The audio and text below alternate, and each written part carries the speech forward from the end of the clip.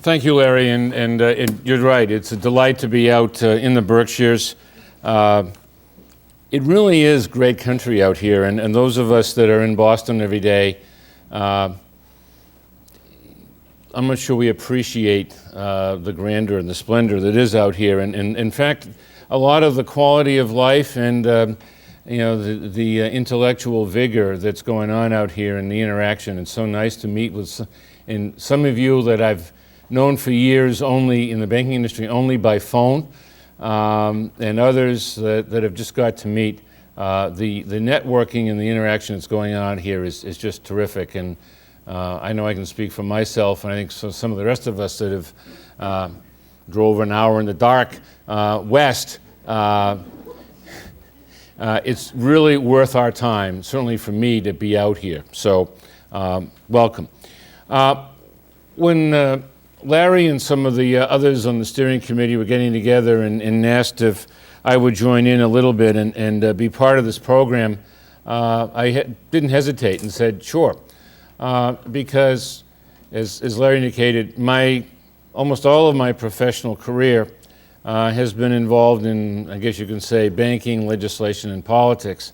Never really started out to think that way, but being an economics major and a poli-sci major at UMass, you kind of got into it, and having a summer job in banking and then going on grad school, working in the governor's office and then in the legislature for a while and in the real estate industry, and then got a new position in the association and doing legislative stuff. I said, oh, this ought to be fun for 5 years.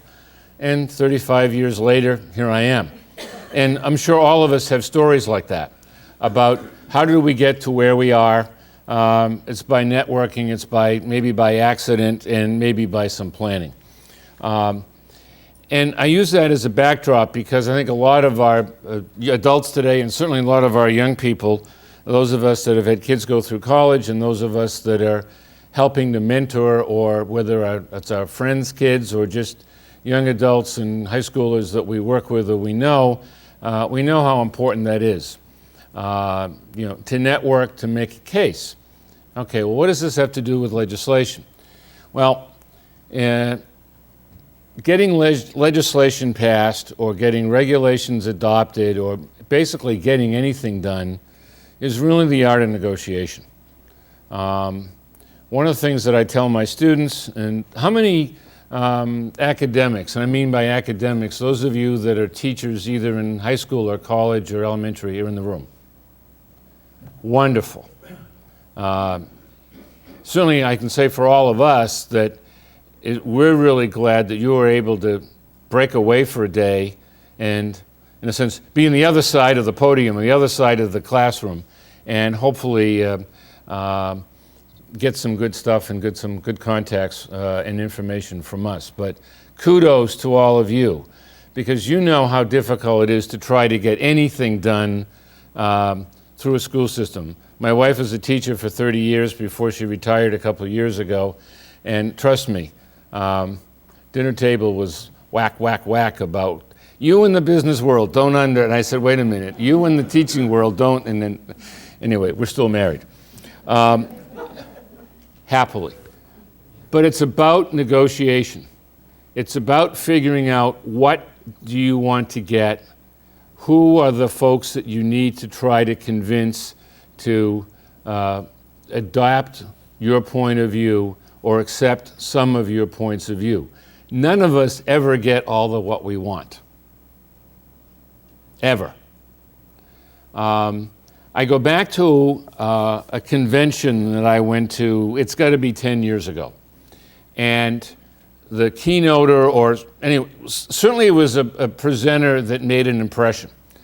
And he used the four major pro sports, or any sports, as examples of successes.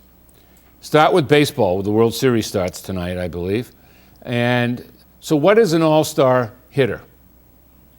An all-star hitter is someone who has batted, I think it's over 300 or 325 for at least 5 seasons. There may be other criteria, but but what he was saying is you have to have a consistent record of quality batting obviously fielding and everything else and so forth. But what does that mean? It means that you strike out, fly out, ground out, pop out, or some other way you did not get on base, you did not get a hit. If you don't swing, you don't get a hit.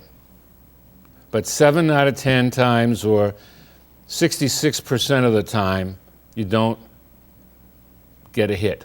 Not even a home run. You don't get a hit. Then we went to football. We're in the middle of football season. What is a Tom Brady, a Joe Montana, some of the real great quarterbacks of the era? What's their passing completion ratio? Low 60s? So what does that mean? 38% of the time, incomplete, intercepted, batted away, whatever. You don't throw, you don't complete, but you don't do it recklessly.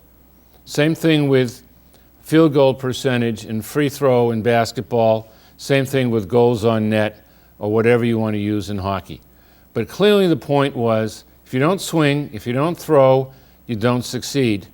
But don't do it recklessly, and understand that every time you take a swing or you throw the ball or you shoot the puck, you're not going to get a goal. Legislation is a lot like that. You put in legislation, that's what you start with. It may not even be what you really want at the get-go, but you need to get something in the process. And then you've got, in our legislature, you have 200 legislators. New Hampshire's got 424. Talk about herding cats. New York, my dear friends in New York bankers, the stories I hear from Albany or down in Trenton or Illinois or Tennessee or elsewhere make the Massachusetts legislature look like a collection of nuns. Trust me, and I mean that seriously. The point of all this is it is not a simple, logical process. It's a lot of give and take. It's a lot of negotiation. It's a lot of, okay, I'll get 2 yards here, I'll get 3 yards here, and okay, and I'll get 7 yards there, that's enough for a first down. You grind it. Sometimes you win, sometimes you have to punt. I don't want to keep using sports analogies, but it's on personal relationships. Those of us that have been married know you never get all that you want, and you seldom get all that you want. It's a negotiating process. It's a, sure, dear, no. And you have your line. Legislative is no different than that. Those of us in the corporate world know that what you get, you've got bosses, you've got directors, you've got colleagues, you've got really nice people, you've got really obnoxious people in your office, and you have to do. Those of you that are teachers, you get, 1 year you may get a great crop, and I'll use that word properly, I think. You get a great crop of students. The next year, the planting that took place several years ago was ugly. And the crop that was planted, no matter how you try to fertilize it, they don't grow. And I mean, I've had it in my classes, that I've had an absolutely dynamic group of students. And the next group you've got, it's like you walk out of there and you want to go to Sully's bar and drink until you're drunk because you can't get through to them. I mean, the legislative process is also like that. You have to sort of take what you get, you try to, chairs move, people you have to deal with, and that's that. So there's a little bit of they're trying to give you a little backdrop of how process works. What I did was put together a little outline, and I want to talk through that and then get some questions. I'm going to move through this pretty quickly. The 4 sections here. First, financial education in the states. And this comes, and I'll be, in full disclosure, from a great little publication put out by the Council for Economic Education. And many thanks to Scott Gild at the Fed for being one of my, and he and I co-chair a committee on the collaborative, but Scott's the real go-to person for a lot of this kind of research stuff. Great source. It's a nice little 8-pager, But they do a census, Scott, every 2 years? Of all the states, and tremendous amount of really good research work. But I thought this would be helpful to put in perspective. 48 states include financial education in the K through 12 curriculum, and Massachusetts is on that list. 36 states have adopted standards that local districts must implement. My emphasis on must. Massachusetts is not one of them. 22 states require high school students to take an economics course, not in Massachusetts. 14 states require local high schools to offer a course in personal finance, not in Massachusetts. 12 states require high school students to take, notice the one above was offer. This one says students to take a personal finance course. Didn't say pass, just say take. And 5 states require students to take tests on personal finance. Now, and I'm delighted that Carol Latch is here from Department of Elementary and Secondary Education, because she is one of she and Barbara Libby are really the key people within DESE that are working on developing the revised core curricular framework for math. Is that correct? The math frameworks. And again, it's my understanding that certainly through the K through 8, those of you that are teachers, but what we're going to be seeing, even though we don't have a legislative mandate, the revised core curricula that's well in development is going to incorporate a number of financial literacy or financial education concepts and practices and tabulations or computations in each of the K through 8 grades. And is it going beyond? Actually, K through 12, there are very specific financial applications of mathematics embedded within the framework. And this is actually, and we're talking about framework, it was released in 2011. Right. So this is the current group of teachers in the new Massachusetts framework incorporated the framework. And thank you, Carol. And we had talked earlier because you knew I was going to ask a couple of these questions. But the reason why this is important for everyone to understand, at least I think from our perspective, is that you have to always look at what's the ultimate objective. The ultimate objective is to get as many of our students graduating from high school to understand some basic personal financial concepts and sort of life skills. Whether we get there through a big showboat piece of legislation that says, look at what we did, or do you go underground, to use an analogy, and work through the system, working with people who can make a difference and incorporate it into the curricular frameworks, and then go, voila, look at what we've done, and we're getting to almost the same end result. And so when you're working on legislation, or when you're working in public policy, I'm reminded of the words of a Senate president when 5 of us were interns in graduate school. And the second or third day that we were there in September, it was Kevin Harrington, now deceased, but brought us into his office, and we were a little bit awestruck by the great grandeur of the Senate President's office, and told us something that stuck with me and I think my colleagues all along. And that is, to be successful in this building, and I think you can translate it everywhere else, you need to know a little about a lot and a lot about a little.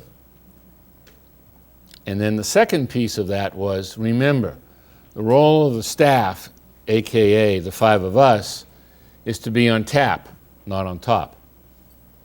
Your job is to make your boss look good, because if your boss looks good, other people will recognize that, and they'll say, well, how did you get there? And 9 times out of 10, the boss will say, well, I couldn't do it without my staff. And if you look at it from a legislative development and a public policy development point of view, and you have a certain amount of humility, you'll get there. So, let's talk again now about financial ed in Massachusetts.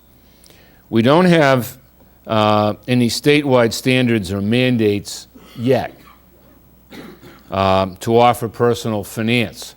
We have what we're seeing, the teaching points and the elements all through the curricula, and that means that those kind of questions will be eventually included on the MCAS or whatever subsequent test we have going forward. Is that correct? Yeah. Okay. We just talked about the new Common Core standards, and that's actually K through 12. I had seen it through K through 8. This is something new. And again, this is a result of the legislation that we, the Financial Collaborative, Nika Aguero, our executive director, is here. She and our steering committee were really working hard on this piece of legislation. Originally, it was going to mandate financial education be included in all curricula. There were obstacles to that, and I'm going to talk about that in just 2 minutes. But working with the chair of the committee and the leader of the chair of Ways and Means Committee, who's from a gateway city in Haverhill and has filed bills in the past, what they came up with was a pilot. And this is a pilot of $250,000 appropriation for the next 3 years for a bidding, if you will, or a competitive grant program for high schools in the 24 or 5 gateway communities, they're not all cities, gateway communities across the state, to apply to DESE for a grant to implement a financial literacy program in the high schools in those communities. And DESE, aka Carol, is charged with developing the criteria for that grant process, and that's again well underway. Secondly, and this is taken from the legislation that we all worked on, is a creation of a new financial education advisory committee. Its first meeting is Friday, and it will be co-chaired by State Treasurer Steve Grossman and Mitchell Chester, the Commissioner of DESE, and there are 11 members on that. I'm pleased to report that we in the banking industry and my colleagues in the credit union industry have a delegated seat on that.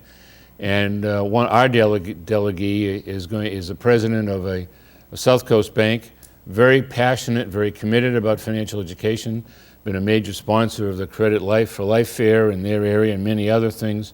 You've got 2 representatives of teachers associations, teachers, classroom teachers. You've got academics that teach personal finance or whatever at the community college or state university level, and you've got educators. You've got a real good group of people. And this group is charged with providing advice and guidance in the development and the ongoing monitoring of the pilot program. And after 3 years, we'll step back and kind of assess, do we continue, do we expand, do we discontinue, whatever. But I say this because there's a commitment, at least we hope there's a commitment at the legislative level, at the Patrick administration level, to go forward with financial education in the schools. It may not be as comprehensive as we want initially. It may not be as fast as we want, but you have to start someplace. And we're very pleased that it started. Some of the obstacles. Didn't really want to title this obstacles because that sounds like a downer and a negative, but let's be honest. There are lots of obstacles to getting anything done. Remember, it is 99% easier to stop something than to get something done. And that's particularly true in the legislative process. I mean, just look at Washington. Say no more. Okay. Bullets, and jump in here. Obviously, we have a century-old culture of local control of schools. I mean, particularly in New England, we have local communities, regional school districts, maybe. I mean, certainly out here you have to. But local control, I mean, that's, God forbid that two neighboring communities would partner on schools. I mean, we have to have our own this or that. It's like police departments and fire departments. I mean, we in New England adore local control of our government. I'm not saying that's bad. I'm just saying that is our culture. You heard Steve earlier talk about cultures, and that is one of the biggest obstacles to moving things along. How many we different have? All elected school committees. Another key point, Massachusetts doesn't dictate curricula per se. You look at some of the states where this has been adopted. Texas in particular. Texas is the 800-pound or 800 million-pound gorilla when it comes to textbook selection, because they buy so many. And if you're going to teach a course in Texas, it's dictated pretty much by the Texas Department of Education, or whatever the correct name is. And so think of how many schools and how many children there are.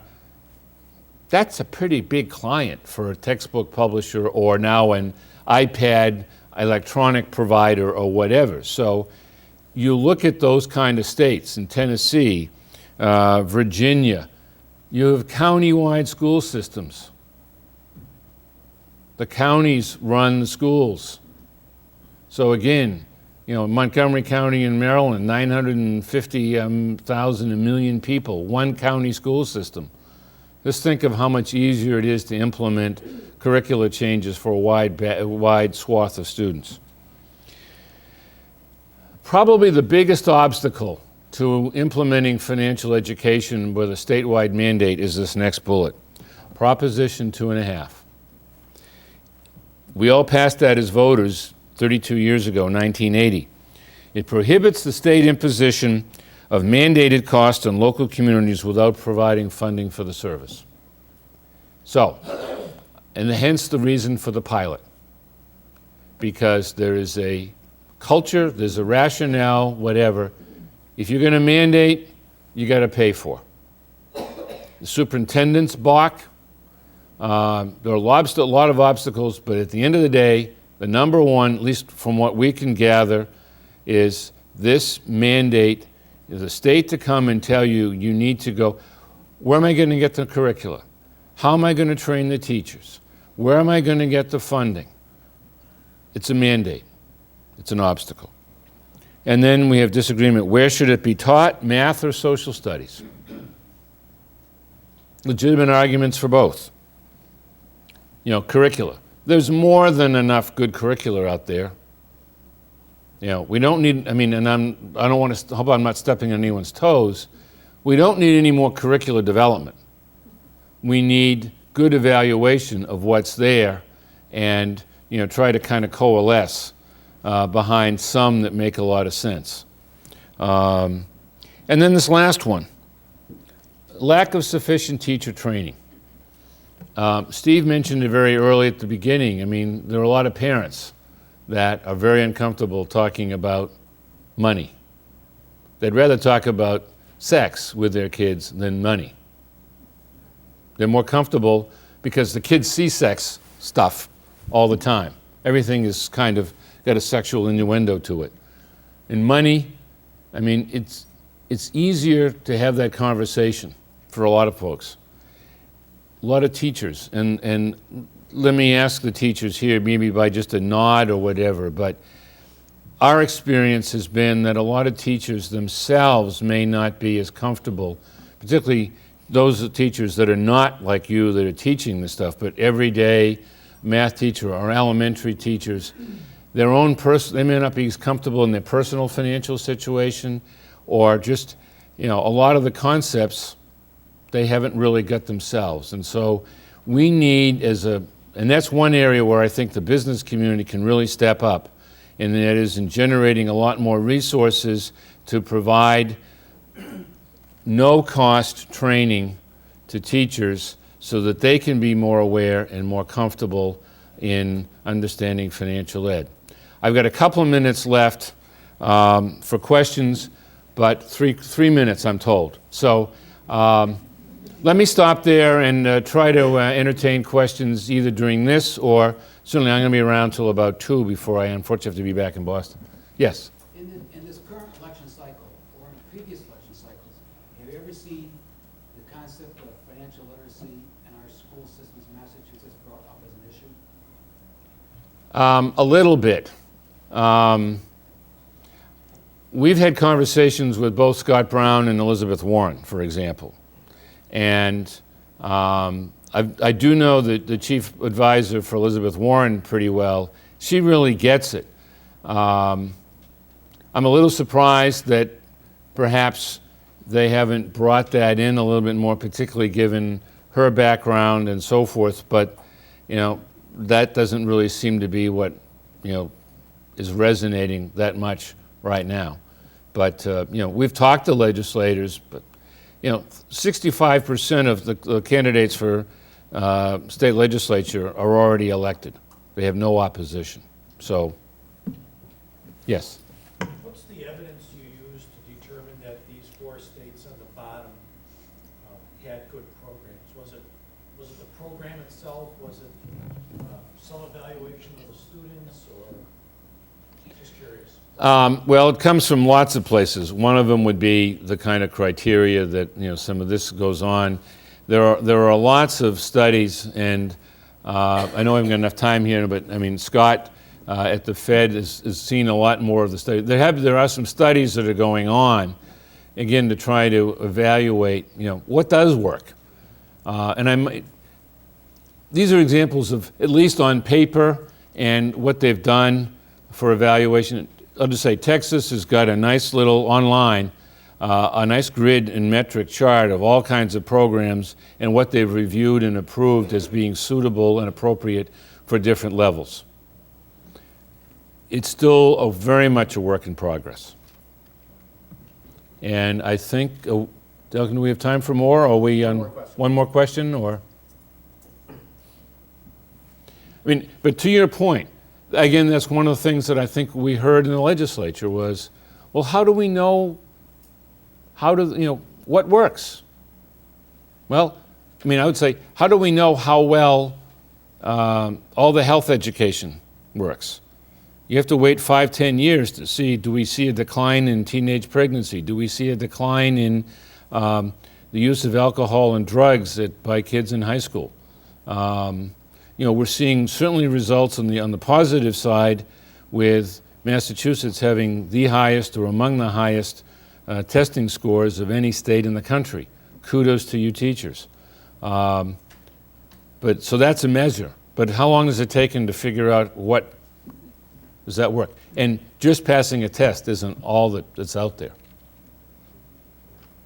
Yeah. Scott? NEFI had done a study, I think about 5 years ago, which talked about information that students got and their comfort level at feeling confident at doing some of the financial actions. I think one of the difficulties we have here is people are looking for research, and what they're looking for is changing over time. We have a behavioral economics center at the Fed, and when we talk about kids' ability to gain knowledge, they're saying, but what are their capabilities? What are they able to do with that? So as we're looking at getting some sense of what programs are good, like you're asking, the landscape is changing because people are saying it's not only what they know, but what are they able to do. Which goes back to the 93 Ed Reform Bill, is what do students know and able to do. What's happened is people are saying, okay, we want to do a step further. We not only want to know what students know, and I think the NEFI study, if you go to NEFI, that can demonstrate that kids have a good sense that they understand certain concepts and would act on them. But now the next step from the behavioral economist, well, what do they do? What do they do with it? What is their capability? So one of the tricks in this, just to go back to the way Dave has talked about this, is the landscape is changing under our feet, because what people want to know is not only can they get 100 on the test, but are they likely to do those smart kinds of things, pay yourself first, and all those other kind of personal finance actions. And so we're at the incipient stages of this, and some of the criteria is changing under our feet. People are getting smarter at it. You have behavioral centers that are looking at this. You're starting to get research type of folks with the education folks, and they're starting to talk to each other about what it is we should be looking for here. So we're really at the real beginnings of this. Thanks, Scott, and I think we're out of time. You can steal 5 minutes of his presentation this afternoon. Anyway, thank you for your attention.